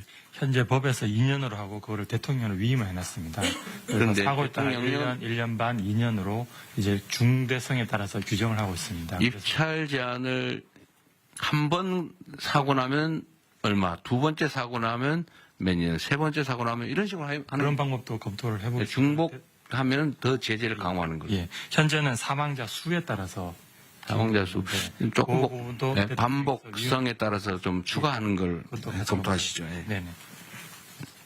그런데 이게 조달 사업은 지금 조달 사업이라고 하면 그러면 공사, 물품 구매, 용역 다. 예, 그런 걸 다 포함하고 있습니다. 네, 이거 관리를 좀 잘하면. 그런데 이렇게 하면 이거 제대로 하면 사실 건설회사 상당 부분은 입찰 제한이 됐었을 것 같은데 실제로 좀 된 데 있어요?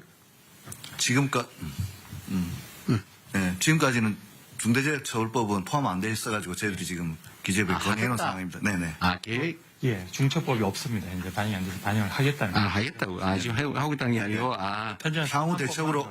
대책으로 인원수로 했는데, 이걸 중복성에 따라서 추가하겠다고 말이에요? 아닙니다. 현재는 산안법 위반만 들어가고 있는데, 법을 고쳐서 중처법 위반도 추가를 하고. 산안법 위반은 결과와 관계없이. 그렇죠. 그러면 사망사고가 발생을 하면. 네. 그렇죠. 그 기준을 만들어서 산업안전보건법 위반을 지금 사유로 했는데. 예, 현재는 있고요. 근데 지금 결과를 가지고 판단하자. 중처법 위반 사유도 추가하겠다는 거예요. 좀 세게 하십시오. 예, 법 개정할 때. 몇 번 막 걸리면 아예 그냥 정부 공사를 못하게. 예, 이거는 아예 자격이 제한되는 거예요. 그러니까 뭐 2년간은 아예 몇 번 2년 하는데 또 걸리고 그러면 아예 그냥 서너 번, 두세 번 걸리면 아예 못하게. 예, 그것도 같이 검토하겠습니다. 아니, 제가 왜 이 얘기를 하냐면, 지금 여기 발표가 이 마지막이라 없는데, 원래 그 규정을 위반하면 인허가를 취소, 정지시키는 경우가 가끔 있잖아요. 네. 내가 알기로는 무슨 수도 요금 안 내고 뭐 이러면 건축허가 안 해주고 이런 게 있는데, 그런 거 있잖아요. 네. 우리 이거 누가 담당하시? 그런 제도가 있는데, 우리 법제처 잘 모르세요? 그런 거 있어요. 그러니까 뭐 어떤 걸 위반하면 인허가를 취소 또는 정지시키는 그런 제재가 있습니다. 그게 그래서 이런 중대사고가 많이 나면 건설 면허를 가지고 사업을 하다가 중대사고가 반복적으로 발생한다 그러면 영업허가를 취소해버리는 게 맞지 않나 싶어요. 자격 없는 거 아닌가요? 대통령 정책시장입니다. 네. 모든 행정법의 인가와 이제 취소 요건에 보면 전부 이제 사유가 있는데 사유 중에서 아마 이제 여기 이제 얼마나 중하게 들어가 있냐 이 차이인 것 같은데요. 관련 법들이 모든 부처에 걸쳐 있습니다. 그래서 한번 그렇죠. 예. 저희가 법제처로 상의를 해서 현행 우리 그 인허가 제도에서 제재 사유에서 중대재해가 어느 정도 돼 있는지 뭐 경중이 제가 볼 때는 중하게 안 돼 있을 것 같은데요. 중하게 해서 조정하는 방안을 전부처 한번 검토를 하겠습니다. 그러니까 입찰 제한도 제한인데 예를 들면 건설 면허를 받아가지고 건설 공사를 하다가 아예 안전시설 조치 의무를 하나도 안 해가지고 정말 뭐 매년 막 사람이 죽어나간다. 이거 건설 못하게 해야 되는 거 아닙니까? 이런 경우라면?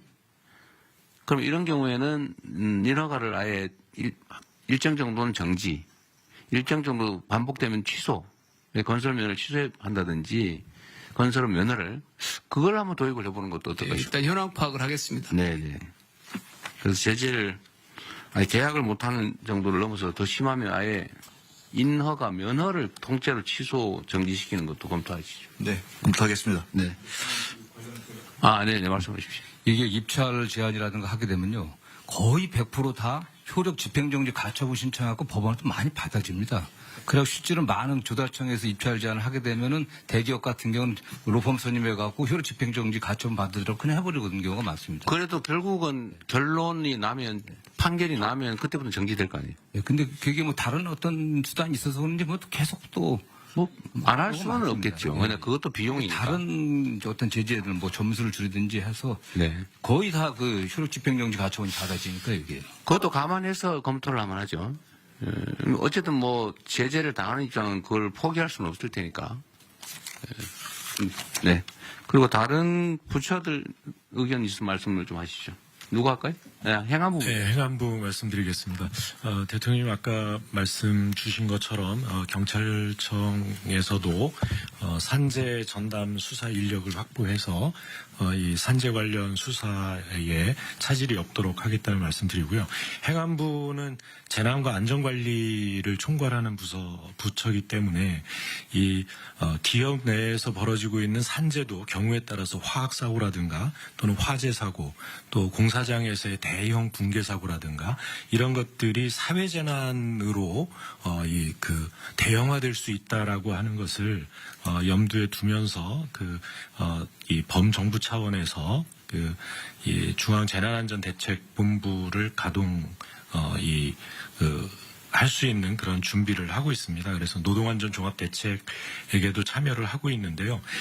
그래서 그 행안부가 이 소관하고 있는 기업재해 경감법은 기업 내의 재해를 줄이기 위한 이 법입니다. 그래서 기업 내에 재난 사고를 예방 대비 또 대응 복구하는 체계를 구축하도록 지원을 하고 있습니다. 아까 이제 이 금융위에서도 그렇고요. 또 공정위 또 조달청에서도 여러 가지 이제 이 중대재해를 일으킨 기업들에 대한 이제 불이익에 관한 말씀도 계셨는데요. 이렇게 이제 기업재해 경감법에서는 재해의 경감 활동 우수 기업을 지정해서 관리를 하고 있습니다. 그래서 재경감 활동을 잘 하고 있는, 그래서 이 ESG 평가를 잘 받는 기업에 대해서는 조달 가점이라든가 보험료 할인, 뭐 대출 금리 인하라든가 이런 그 인센티브 대책도 함께 마련해 주시면 기업의 안전 활동 대책을 독려하는 데 도움이 될 것 같다는 보고 말씀드립니다. 아까 말씀하신 것 중에 하여튼 경찰이 이 문제에 대해서는 좀 전문 전담 수사 조직을 만들어서 전담 수사 인력을 만들어서요. 예, 1차적으로는 근로감독관들이 판단을 해서 넘겨오는데요. 거기에 대한 법률적 대처 바로 그럼 이루어질 수 있습니다. 근로감독관을 한 다음에 경찰이 수사를 그 다음 단계에 시작해요? 그럼 동시에 하잖아요? 동시에 들어가고 있습니다. 동시에 해야죠. 네. 알겠습니다. 또 다른 부처. 예, 대통령 해양수산부도 예, 그 선원의 안전 사고들이 있습니다. 그렇군요. 예, 선원들 같은 경우는 이제 작업 환경이 거칠죠. 예를 들면 태풍이나 파도와 맞서 싸워야 되고, 그다음에 특히 이제 연근의 어선들의 경우에는 이제 선박이 상황은 좀 그러면 요약해서. 예. 그래서 이 육상산업계 같은 경우는 이제 산업안전보건법 또 산업안전공단이 있어가지고 체계가 잡혀 있는데 마침 그 해상산업계는 이런 것이 없었는데 올 1월부터 그 어선안전조업법이라고 이것이 이제 시행이 됐습니다. 그래서 이 부분에 안전조치 미이행에 대한 처벌 규정이 들어가 있는데 이것을 좀 철저하게 좀 관리 감독을 해서 안전사고가 생기지 않도록 최선을 다하도록 하겠습니다. 네. 노동부 장관님, 지금 산업안전보건법에 각종 이렇게 무슨 의무조항을 쭉 만들어서 지금 사업자가 지켜야 될 뭐 사항이 쭉 있잖아요. 네네. 그것도 필요한 걸 계속 보완해 나가고 있겠죠. 네, 그렇습니다. 그런데 그걸 어길 경우에 대한 제재가 어느 정도예요? 제재가 예를 들면 뭐 있어요? 형사처벌, 산업안전조치 의무를 평소에 안 했다. 예를 들면 어디 건설 현장에 갔더니 추락 방지 시설을 하게 됐는데 안 하고 일 시키고 있더라. 라고 하면 제재가 어느 정도입니까? 과징금이 있을 수 있고. 아니, 현재 제재가 어떤? 현재 제재가 모르겠습니다. 네. 파악해 보겠습니다. 누가 지금 시간 될 때 좀 찾아봐 주시고, 법제처장이 좀 찾아주시고, 지금, 전화기를 다 뺐겠죠. 네. 나중에 그러면 한번 확인해 보겠습니다. 산업법에 위반했을 때 어느 정도 제재가 어느 정도냐. 파악해서 보고. 누가 좀 나가서 확인 좀 해봐 주세요. 그래도 시간이 좀 있으니까. 근데 일단 한 가지 참고로 말씀드린다면 여러 가지 좀 제재 조치가 있을 수 있을 것 같은데 아까 그 대통령님 말씀하신 것도 그렇고 그 갑부 장관님 말씀하신 것도 그렇고 사실은 그 예방을 강화한다는 측면에 있어서는 물론 이제 사고 발생 후의 예방이긴 하지만은 저희가 보기에 가장 실효적인 방법은 작업 중지 명령입니다.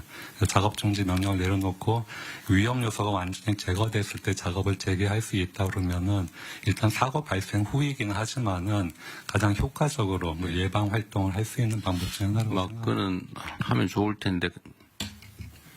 그런데 그거는 걸려서 작업 중지 명령하면 그때 걸릴 때 하면 되는 거니까. 그거는 지금 마련되어 있습니다. 네, 작업 중지 명령을 하고 문제는 산업 안전 시설 조치를 안 하고 평소에 하더라도 사고 안 나면 상관없는 상태잖아요. 지금 사실은. 그렇죠. 그거는 사고 나면 결과적으로 들어가서 뭘 위반했는지 사후적으로. 지금 제가 그 최소 300명 구성해서 불시 단속하라는 거는. 네네. 근데 안전 조치를 안 하고 법을 안 지키고 일을 시키고 있으면 그 뭐 제재가 있어야 될 거 아니에요. 그래서 거기서 만약에 사고가 안 나는데 불시 단속해서 걸렸다. 시정을 안 했다. 그 제재 정도가 너무 미약하니까. 미약하다. 뭐 걸리면 네, 뭐 시정할게요. 그러면 그만. 지금도 제가 본 노동부 장관님 가셔가지고 단속을 하더라도 고칠게요. 그러면 아마 그냥 오고 있을 거예요. 아니요, 거기서 바로 시정지 시설을 내립니다. 그냥 해봐요. 그냥 시정하면 되잖아요. 시정하면 되잖아요, 그냥. 아무런 불이익이 없잖아요. 그래서 이것도 사실은 스티커 발부하듯이 바로바로 현장에서 그 정도가 안 된다는 거죠. 뭐 실질적인 제재가 없는데. 그러니까 이건 일종의 유예 기간 정도를 두고 이렇게 앞으로 안 하고 하면 일정 기간까지는 우리가 계도하는데 그 기간이 지나면 나중에 걸리면 최대로 제재한다. 실제로 제재를 해야죠. 그래서 그 피해 정도가 커야 제대로 지킬 거예요. 그러니까 지금 지킨 사람은 이익, 손해, 안 지킨 사람은 이익 이렇게 되잖아요. 그러니까 그 제재 정도 지금 누가 확인해 왔나요? 확인 좀 해달라니까 아무도 안 나갔어요? 네. 그래서 법전도 앞으로 좀 갖다 놓도록 하십시오. 나 좀 찾아보기. 그러니까 이게 안전조치를 안 하고 일을 하다가 문제가 되면 엄청난 과징금을 받든지 아니면 형사처벌을 받든지 제가 보면 벌금을 받든지 형사처벌을 별로 안 두려워할 것 같아요. 뭐 기껏해야 내가 보기에는 뭐 대통령님 그 안전조치 산업안전보호법 네. 안전조치 벌칙 조항은 근로자 사망 시 7년 이하의 징역또는 1억 원 이하의 벌금입니다. 안전조치를 안 한 사실 자체에 대한 제재 조항은 없어요.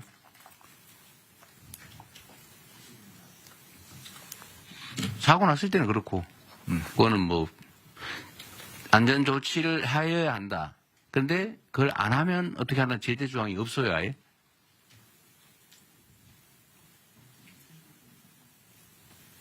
그러니까 이게 사실 우리의 문제죠. 이 많은 사람이 있는데 그걸 아무도 모른다는 사실이에요. 저도 문제죠. 저는 제재 조항이 당연히 있을 줄 알았는데. 그러니까 사용자 입장에서는 이런 상황이면 뭐 굳이 안 해도 사고 안 나면 돈 버는 거고 사고 나면 누가 대신 처벌받고 그냥 그 딱지 아까 말씀한 딱지 하나 받고 끝나버리면 평소에 돈 들여서 할 필요가 없죠. 대개는 인력을 추가 고용하든지 아니면 시설을 하는 비용이 들든지 작업 속도가 느려지든지 이런 현실적인 손실이 있잖아요. 그죠? 왜 안 지키는 거지? 근데 걸려도 제재가 별로 없어요. 사고 나면은 좀 심각해지지만 대부분 사고 안 나니까 그 돈을 버는 거죠. 지금 아직 못 찾았어요?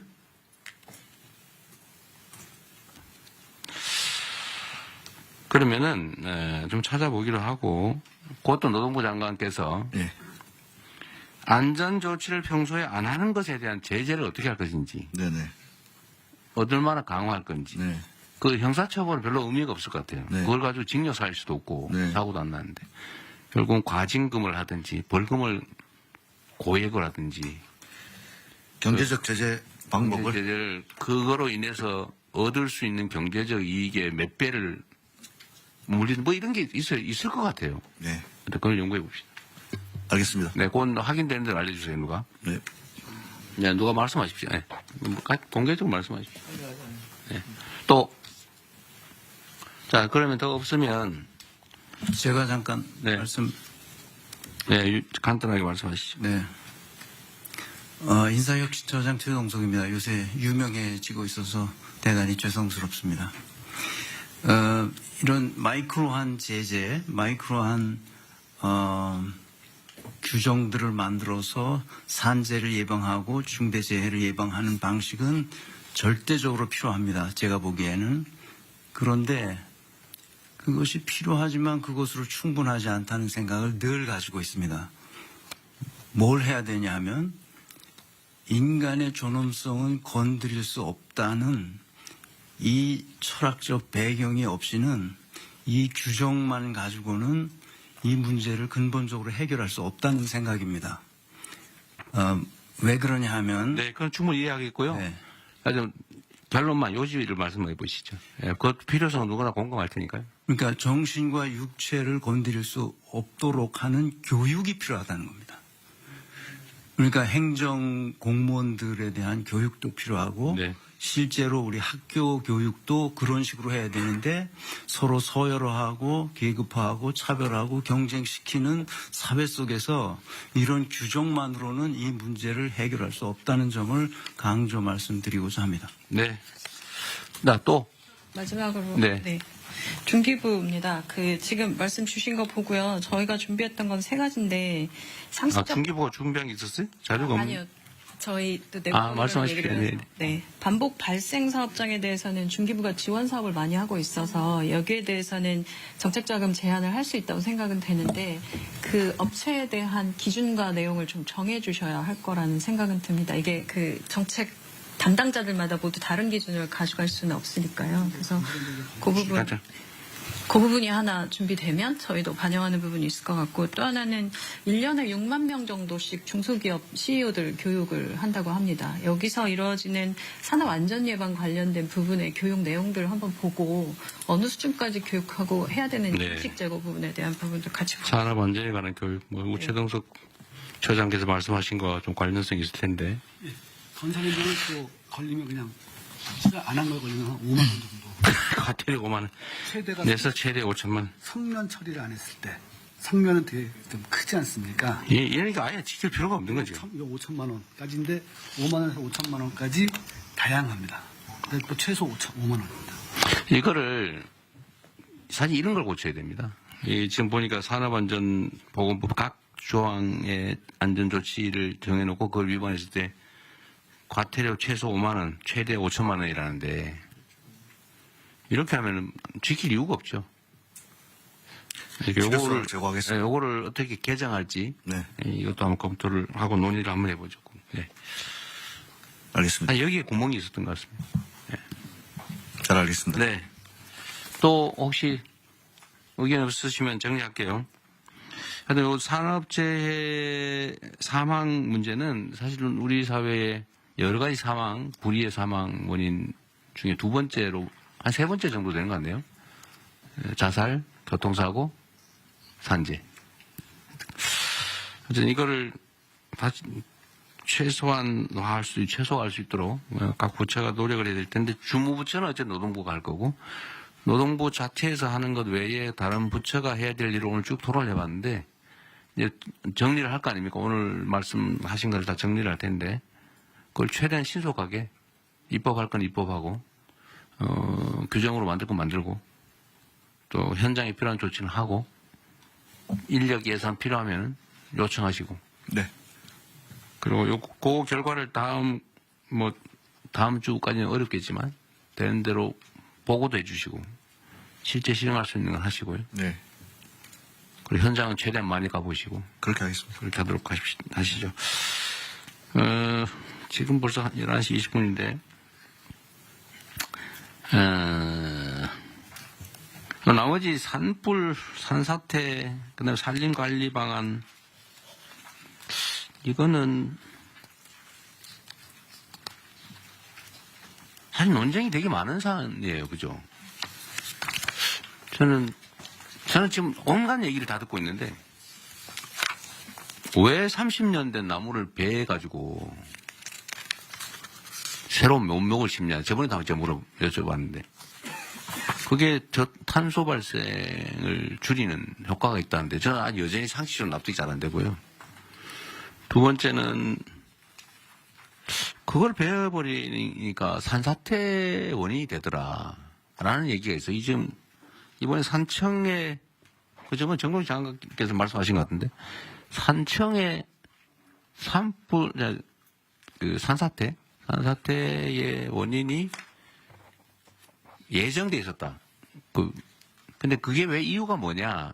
제가 들은 바로는 그게 한 20년 전쯤에 벌목을 했던 지역이라 그래요. 그러니까 오래전에 벌목을 하면 일정 기간 동안 계속 산사태 위험이 커진다. 장관님이 들으신 거는 뭐였어요? 왜 산사태 지역이라고 예정됐다? 혹시 아세요? 예. 그러니까 왜 산사태 위험 지역으로 분류돼 있었는지? 산사태 취약 지역이 있고요. 이게 그거는 우리 산림청에서 기준을 가지고 정하는데요. 왜 그런지 혹시 아세요? 이거 지금 한 건부터 비공개. 잠깐 놔두세요. 대통령께서 방문한 산청읍 불이 저도 그 현장에 갔는데 작년 5월에 20년 전에 벌목한 거 맞고요. 작년 5월 달에 경상남도가 행정안전부에다가 산사태 취약 지역으로 산청군 내에 5개소를 보고했습니다. 근데 이게 비공개 처리됐습니다. 그 동네 주민들은 여기가 산사태 취약 지역인지를 잘 모릅니다. 그러니까 이거 정보 공개만 되고 가령 폭우가 예고됐을 때 주민들에게 경고를 했다면 충분히 사망사고 네. 이 자리에서만 3사람이 죽었거든요. 일단 논점은 이제 그건 아니고요. 하여튼 그 지적은 맞고요. 근데 여기가 왜 산사태 예정 위험 지역이었냐에 대해서 제가 받은 어떤 정부 입장과 완전히 반대쪽인 사람이에요.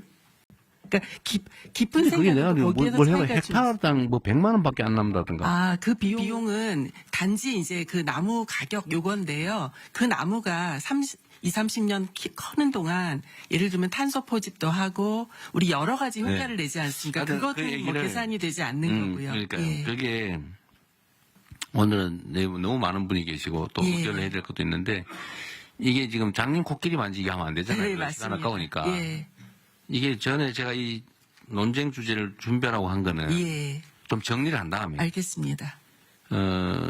저는 국민들의 집단지성에 대한 좀 믿음이 좀 큰 사람인데 맞습니다. 제야의 고수들이 많거든요. 맞습니다. 이해관계 없는. 예. 그분들의 의견도 좀 들어보고 예. 전문가들끼리도 의견이 엇갈리니까 네. 논쟁도 하고 예. 필요한 과학적 검증도 좀 하고 하면 예. 저는 이게 왜 산림관리와 관련해서 이렇게 오랫동안 제가 이 얘기를 들은 지가 무지하게 오래됐거든요. 한 10수년 된 것 같아요. 예. 이 결론이 안 나오고 지금도 논쟁하고 있어요. 맞습니다. 그 사이에 돈은 1년에 몇천억씩 들어가고. 예. 그래서 이거 예산 편성 전에 결론을 좀 알겠습니다. 내야 되겠는데 예. 먼저 정리하고 국무회의로 가져오시는 게. 알겠습니다. 그렇게 하겠습니다. 예. 대통령 저기 전문가가 하는 분 준비할 때요. 이 독일, 오스트리아, 일본 이 세 나라가 굉장히 체계적으로 감벌과 산림 관리를 하고 있습니다. 그러니까 총량을 정해놓고 매년 그 총량을 넘어서는 만큼을 감벌해서 그걸 바이오매스의 그 소위 재생에너지의 자원으로 쓰고 있는 나라가 많고요. 의외로 그 비중이 적지 않은 비중입니다. 다만 우리처럼 모두배기를 하지 않고 매우 체계적으로 감벌을 하는데 체계적인 감벌을 위해서 임도가 필요한 게 사실입니다. 그런데 대한민국은 그런 방식으로 하고 있지 않아서 생기는 문제가 많은데요. 그래서 다음에 토론을 할 때 해외에 특히 일본이나 독일이나 오스트리아나 이런 사례를 비교해서 토론하면 훨씬 도움이 될 것 같습니다. 저한테 얘기하지 마시고요. 산림청에 농림수산부가 환경부 관련 부처하고 당연히 환경부가 중요한 관련 맞습니다. 부처잖아요. 예. 저는 김성환 장관께서 어떤 생각하시는지 잘 모르겠는데 지금 얼핏 들어보니까 감벌을 잘해야 된다 그런 입장. 임도도 내야 된다는 쪽 같기도 한데 우리나라처럼 이렇게 삐쭉삐쭉한 산에 과연 임도를 내서 될지도 우리는 임도를 내서 관리를 할 만한 데는 다 밭으로 만들었지 않나요? 그런 생각도 들더라고요. 오늘 좀 준비를 좀 하고. 예, 그렇게 하겠습니다. 네, 준비해서 다음에 하고요. 나머지 소비 쿠폰, 자살 문제, 이건 소비 쿠폰은 뭐, 이게 토론할 주제는 아닌 것 같고, 각 부처가 잘 알아서 하면 될 것 같아요. 그리고 자살 문제는, 이거는 복지부가 준비를 하셨는데,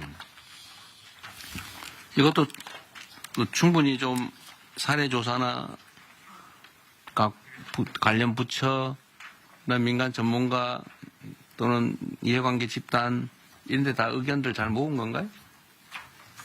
계속 모으고 있는 중입니다. 아직 안 끝난 거죠? 네, 아직 좀 진행 또 중입니다. 정리를 하고 난 다음에 얘기하도록 하시죠. 네, 그러겠습니다. 이거는 우리가 이 바쁜 시간에 장님 코끼리 만지듯이 하면 안 되니까요.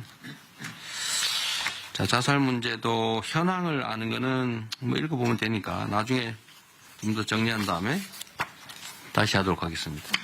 그리고 전에 우리가 각 외청들 보고를 받다가 말았죠. 외청 다 끝났나요? 조달청 하나 받았습니다. 조달청 하나밖에 못했죠. 얘기하다. 그럼 다음 국무회의 때는 여러분 그 외청 보고는 일단 중단하고 각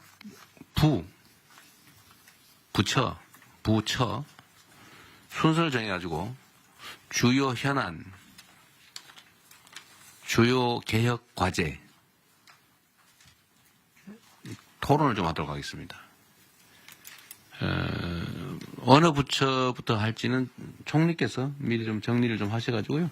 한번 국무회의하고 필요하면 별도 시간을 좀 잡아야 될지도 모르겠어요. 실제 업무 보고를 아직 못 받았거든요. 각 부처 업무 보고를 받아야 되니까. 대통령 부처 업무보고는 이제 부처별로 2개씩 돼 있는데요. 2개씩이요? 그런데 이제 그 형식은 사실 부처가 대통령한테 보고하는 형식이 있어서 지금 말씀하신 취지는 부처 업무보고도 있지만 또 같이 토론도 하시자는 그런 취지여서. 네, 그렇습니다. 예, 국무회의 또 토론 이 시간과 부처 단독 업무보고 형식하고 상의해서요 보고 드리겠습니다. 예. 근데 저는 지금 각 부처들이 너무 칸막이가 돼 있어가지고 저는 이제 사례들 한두 가지 말씀드렸습니다만 좀 직접 관련이 없어 보여도 다른 부처들이 그 얘기를 같이 나누는 게 중요할 것 같아요. 뭐 시간 낭비처럼 느껴질지 혹시 모르는데 그래도 한 번은 스크린하고 각 부처들이 다른 부처에 이런 주요 현안이 있구나. 그리고 대개 의제들은 다 다른 부처에 관련이 있어요. 아까 우리 본 것처럼 산재사고만 해도 노동부 현안이라고 보통 생각하지만 사실 전혀 아니거든요. 노동부 독자적으로 해결이 안 돼요. 그래서 해결이 안 된 거예요. 그냥 전 부처가 나서가지고 관계된 것들 다 해야 되기 때문에 그 세부적인 무슨 통계 자료니 이런 거는 그냥 보고할 때 서류로 대충 하면 되고 주요 현안. 예. 각 부처의 개혁 과제 이거는 같이 공유를 좀 해야 될 것 같아서. 예, 그걸 국무회의에서 하고 그 중에 보완이 필요하거나 뭐 각 부처만 해야 될 게 있으면 따로 떼고. 알겠습니다. 예. 아니면 부처를 한 그룹핑을 서너 부처로 묶어서 그래 할 사안들은 그렇게 하고. 그것도 하나의 방법. 부처는 따로 할 건 따로 하고. 예. 관련 부처 몇 군데만 할 건 몇 군데라고. 예. 같이 공유해도 괜찮은 거는 국무회의 할 때 그냥 신속하게 쭉 한번 훑어보고 나가게. 방식을 2개를 검토해서 보고 드린다. 단계별로 하죠. 예. 그 다음부터 하고 필요하면 국무회의를 일주일에 한 번이라도 몇 번 더 할 수도 있습니다. 업무 파악을 좀 빨리 해야 되기 때문에. 그 다음 주 화요일부터는 끝나시면 좀 몇 부처부터 하루에 한 2개 부처 정도. 대통령 비서실장입니다. 그 안을 준비해 놓은 게 있어서요. 네. 예, 보고를 추후에 드리고 네. 논의를 국무총리님하고 하도록 하겠습니다. 알겠습니다. 이제 이거한 의결을 해야 되니까 회의는 비공개로 바꾸고 회의를 진행을 하도록 하시죠.